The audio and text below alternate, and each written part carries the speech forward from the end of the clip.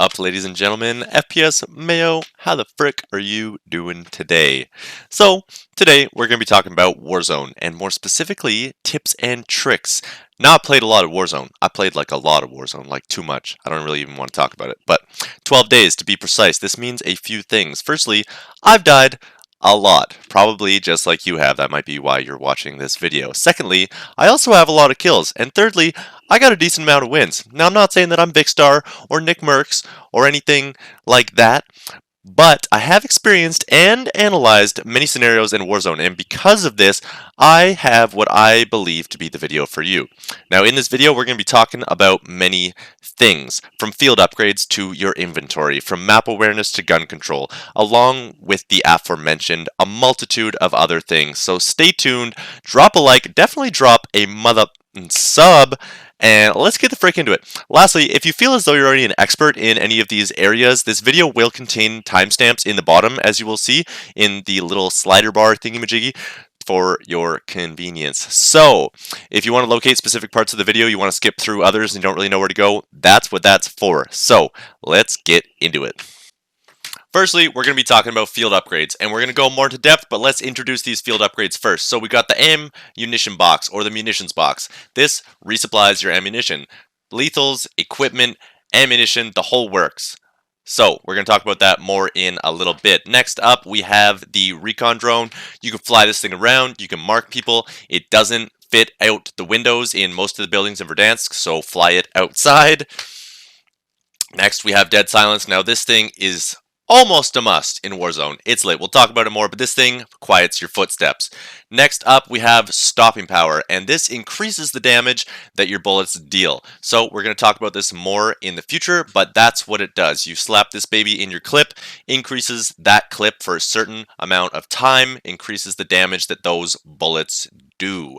So, next up, we got the trophy system, the infamous trophy. What the heck does this thing do? Well, it stops up to 3 projectiles. Equipment, explosives, RPGs as well. It's going to stop that. So, we're going to talk about why you want to have this more in a bit.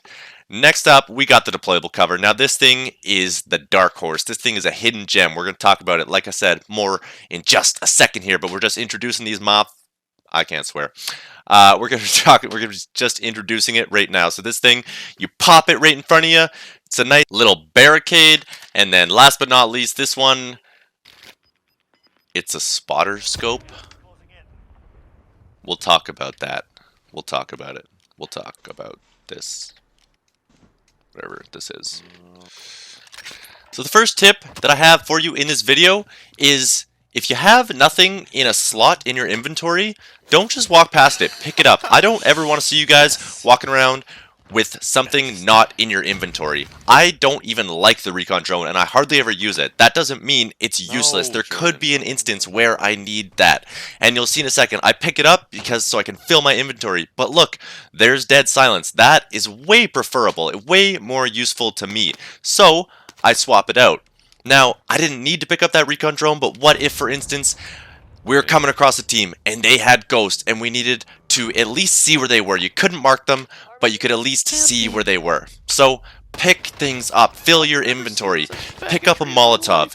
You don't even like Molotovs. Nobody likes Molotovs. But if you see it and you don't have it, it could save your life. So you run out of ammo, he's right there. Well, guess what? You got a Molotov now. You got a thermite. You got something in your inventory. Gas grenades. They're terrible. They're dog shit. Nobody likes to use them in Warzone. But at least you have it to fall back on. Now, if you get a class, then you're going to have your stuns and your C4, or your stim and your C4, or your heartbeat and your C4, whatever the fuck it is that you're wanting to use.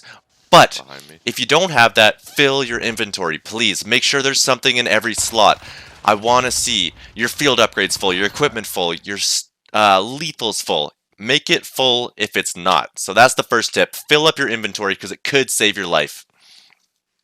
One of my biggest pet peeves is when I'm watching my teammates and they run past a deployable cover or something like that, and they don't have anything in that slot for their field upgrade. I'm like, why the heck wouldn't you pick that up? You're running through the open to go get me. What if someone starts lasering you? You can throw that thing down. It might save your life. It's one of those pet peeves, and it might just be me. You might not want to pick those things up, but I swear, more often than not, if you have something in there, it's gonna benefit you. They're in the game for a reason. It's gonna benefit you somehow.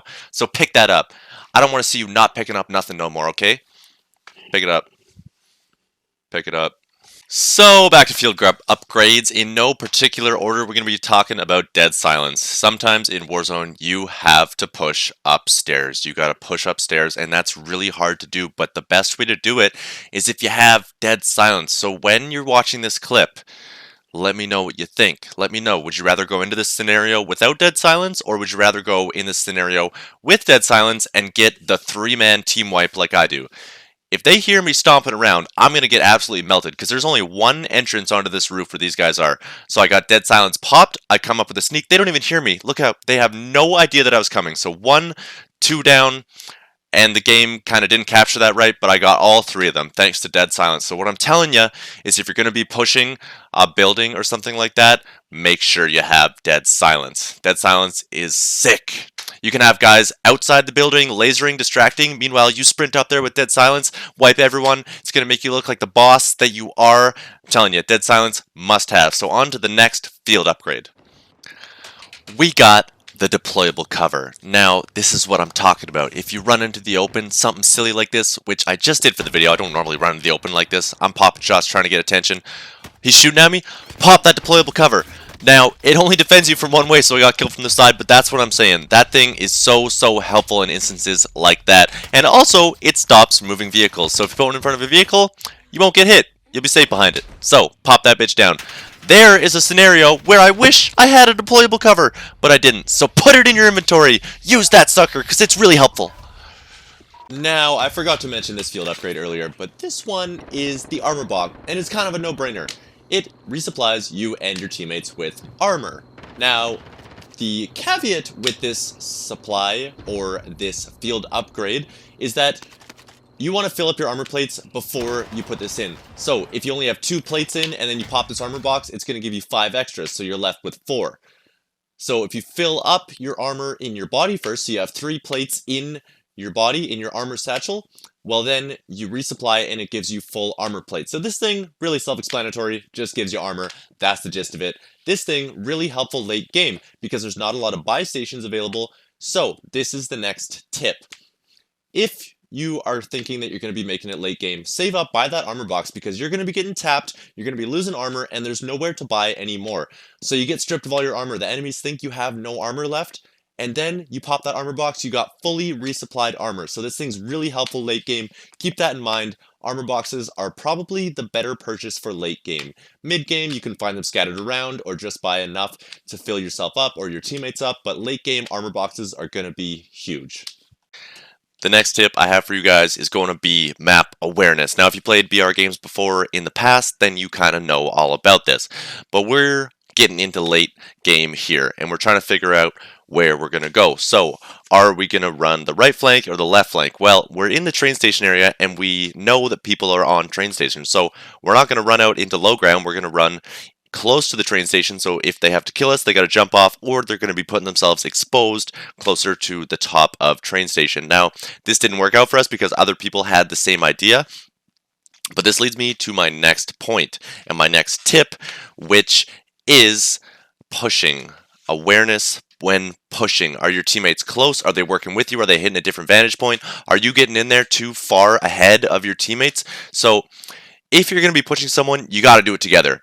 Unless you're really confident that you can get a squad wipe by yourself, but that's manageable with duos, but if it gets to trios, then that's becoming a no-go. So you can see my teammate died because he was out of position. We didn't talk. Now it's not his fault, it's not my fault. We just weren't working together. He got in there, he pushed from the right-hand side there, so he was completely exposed in the open. He had no cover, so I'm left alone, got killed by a guy who had cover. Now, this could have been done better. And it comes to map awareness, if you're not talking, if you don't have a mic and you're not talking like my teammate was, then you need to be marking pings. You need to be checking your map too. You got to work with them. checking your map is huge. How far apart are you guys? Are you close? Is he in a good position, or are they in a good position to work with you? And the map awareness doesn't just come from the right rotations and knowing high ground, low ground. It comes from seeing how far away your teammate is, what position they're in. Are they in the open? Do you need to help them? Can you push? If you go down, are they going to be able to get to you quick enough to res you? Are they going to be there for help? Say you get one down, other one comes and he gets you down. Is he going to full kill you, or is your teammate going to get there and wipe the squad before you have the time to hit the res, or before he has the time to full kill you, rather?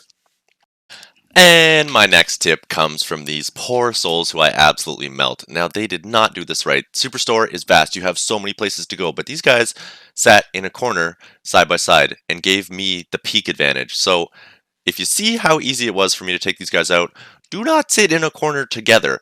Now, it's good to be together, but not that together, especially if you're just in a corner, because my teammate could have come from the other side. I don't know what the hell he was doing. It's a rando from duos, but teammate comes from one side and I come from the other side, then it's that insta down. Now, I took those guys out with very little effort. I don't even think I took damage because they were in a corner.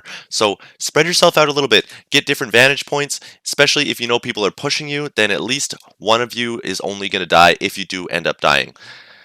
Don't camp. Just in general, just don't camp. Don't do it. Talking to you, little Jimmy in the corner, camping up top of the tallest building in Verdansk with your HDR, your claymores,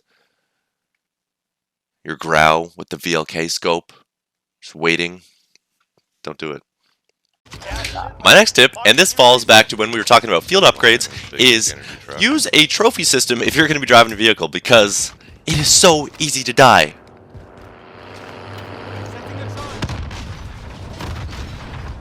If they had a trophy system on that, they could have lived. They might have even won. Who knows? But they didn't, because they didn't have a trophy system. And maybe they didn't have access to one, but they're not running from the gas. There's absolutely no reason they should be driving downtown Pomegranate, whatever the prom dance, with no trophy system in a truck like that. That is just asking to die. It's pointless. Don't do it. Trophy systems also can be used indoors. If you're getting pushed, toss one of those bitches down, because people love whipping C4s like their life depends on it, and they do a lot of damage. So trophies, use them if you have them, and that goes back to filling your inventory. Maybe you don't see use for a trophy, but it's gonna be useful, so toss that trophy down. Now, my next tip is just watch the clip. So I'm doing nothing. This guy comes up, reses right beside me. Now, obviously, he doesn't know I'm there, or else he might not have resed. But he probably should have known, because there's 2 guys, 3 guys now on the roof, 2 guys on the ground. Now, you have the ability to res in this game, and your teammates might be like, res me, all that crazy stuff, but it's duos, and especially in this game mode, I'm just playing duos, so you can survive on your own pretty well. So you don't necessarily have to prioritize the res. Do it when it's accessible. Don't just rush it, because guess what? He just died, and then his teammate landed on the roof and probably died as well. So they just ended their game forcing a revive that didn't need to happen. So res, of course, it works better when you have your whole team, but you don't need to risk your life for it. Don't throw away unless you're confident you can get 1, 2, 3 teammates back. 2 to 3 teammates back, maybe do a trade 1 life for 2 lives, but if you're just going to do it and throw your game away like that guy, absolutely no point. Now, my next tip comes from something that has killed me a lot, and that is keeping kill streaks in your arsenal late game. Now, don't rush to go get the buy and buy a kill streak because you think you need one. I mean, do it if you want. I'm not telling you what to do. These are just tips from my own experience. But having a cluster or a precision late game is extremely, extremely helpful, and here's why. People camp late game. They're not rushing around like they may or may not be doing in mid game. They're camping. They want the win. They made it this far. They want to win. So if you have a cluster or a precision, and maybe the final circle is in a weird spot. There's a little canal in the middle of you guys, and it's a standoff. One team's on one side, one team's on the other, and it's like whoever's going to push first is basically going to die because you got to run in the open. Well, force them out of camping with your precision or your cluster. Force them to move before you guys do. Or if you're in a vulnerable position, pop that cluster on them and then run. Use that as cover. Use it as cover fire to get to a better position. A little sneaky tactic, and that has killed me so much. I've been forced out of my own cover and died. Just get melted. So give it a try. Make sure you have those kill streaks in your arsenal late game.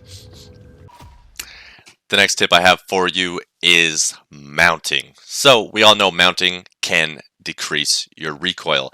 or more likely, steady your gun, you mount it on something so there's not as much recoil. You can see these guys are light years away. So at first, I start taking shots, my gun's bouncing everywhere. That's not working. Hit the reload, mount up on this, and look, it looks like I'm freaking aimbotting these guys. Fry that guy. Fry these two guys. I strip armor off these two guys with the M4 that is notoriously a little bit bouncy. Actually, that's not true. It's kind of a laser. But I'm just saying, mounting is so helpful. I was literally thinking, I'm like, these guys are going to port me for aimbotting because I absolutely was just frying them. Another benefit to mounting is that only a certain amount of your body is sticking out. You're not out in the open. You're not just head glitching. Only a little bit of your body sticking out this way or a little bit sticking out this way. So you're covering yourself while giving yourself better accuracy. So long distance engagements, mount if you have the opportunity. When you're in those trees fighting and you got to peek the tree, well, instead of peeking the tree, mount up on that tree and start frying kids because mounting is so helpful. And I would not have been able to hit those shots that I just did without mounting. Yeah, that's all I got for you guys today. Thank you so much for watching. I know some of this is a little bit obvious and some of it may not be. Now let me know down in the comments if this was too obvious. Was this too basic? Are these things you already know? I want to know because I want to make better videos to help you out. These are just things that I thought would be helpful because they have killed me non-stop. Thank you again so much for watching. We are on the road to 10K and you guys are making it possible. You guys are making my dream come true. So I'm trying to put it back to you guys. I really appreciate it. Smack that like button. Don't forget. And if you made it this far, drop a comment. Let me know your favorite part of the video, least favorite part. All feedback is good feedback. Thank you guys. One last freaking time. I love you, and I'm out of here. See you in Season 5.